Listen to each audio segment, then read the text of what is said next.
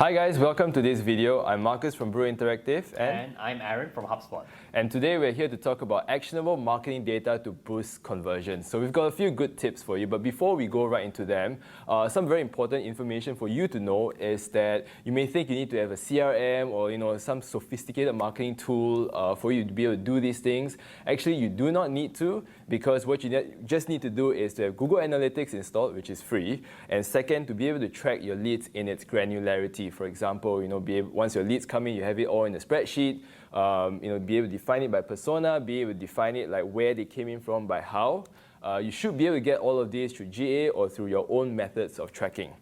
So I'll go first. The first kind of reports that you need to have, and that's called a context-specific funnel. So what that is that you want to put everything in a dashboard where if you look at the customer lifecycle stage, you have traffic, subscribers, leads, marketing qualified leads, sales qualified leads, and opportunity, and then clients, right? So what you want to have is to put all in one dashboard so you can see at any given point in time what are the total number of conversions from point A to point B. So from traffic to subscribers, subscribers to leads, leads to MQL, MQL to SQL. So if you don't have, let's say, if SQL isn't relevant for your business, you can go straight from MQL to actual opportunity, for example, and then you want to look at what's the conversion. So typically from each stage to the next stage, you want to get at least about 10-20% conversion rate. If it's not, then you know there's some optimization efforts that needs to be looked into so that you get a better conversion funnel. So that's, for me, is number one. All right. Now that you have covered the content funnel in different stages, I think now we are talking about first conversion by source. That would be the second tip.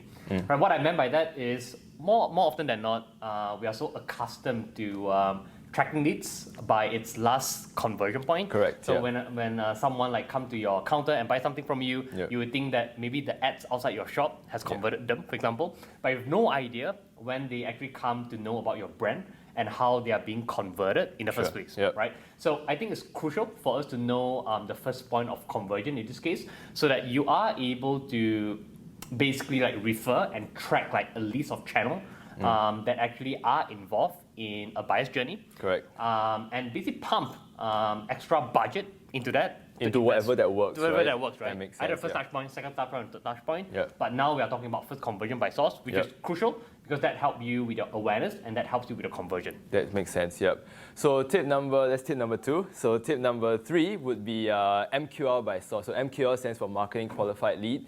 So you could get MQLs by many different sources, right? You could get it from social, and social that could be like Facebook, LinkedIn, Google AdWords, display, programmatic, what have you as well.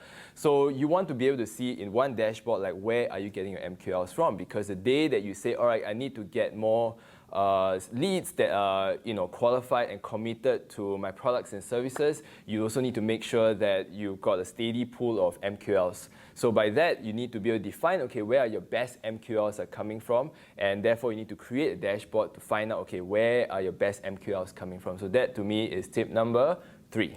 All right, so tip number 4, context by persona, job title, or original source. So again, piggybacking on your point on MQL by source, you need to understand what are the sources, right? What kind of persona are they from? Makes sense, yes. Correct? Right? So are they from a wealthier group? Are they from middle class group? What kind of education level are your target audience are? Right. You basically need to drill down to them by persona. To determine what pattern is there, to determine your lead generation campaign. So I see a lot of marketers fail to do that. They just track okay, sales trend, okay, during this period it's doing well because of the campaign or advertising campaign that I run. But let's say the next quarter when I run similar campaign, who should I be targeting at? Right? So that persona, that job title is really important. Again, job title is more B2B, so to speak. Correct. Persona, it applies to both. But I would say I see more marketers do more B2C when it comes to segregating them by persona. Correct. All right, and tip number 5 is to look at your behavior journey of your leads. So basically, you have got your website, and a typical lead or visitor who comes to your website, they might go to first your homepage first, however they might find you, and then they might go over to your products and services page, and then maybe they want to check out your team, right, or your management team. So they go onto these three different pages and they'll go to your contact form.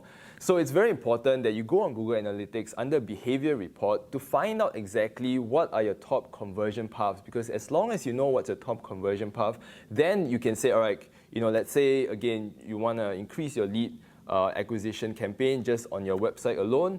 You can see, okay, this is your top conversion path. So you can then optimize your entire user journey on your website by looking at what's the top conversion path and then creating more call to actions on certain parts of your website to make sure people look at maybe your product services page, then your team page next, and then your contact form page. So these are your 5 tips for actionable marketing data to boost your conversions. Do you have anything more you want to say, Aaron? No, I think you sum it up pretty well. I think the first point is offer specific contact funnel. Yep. The second point is first conversion by source. Correct. Yeah. Right.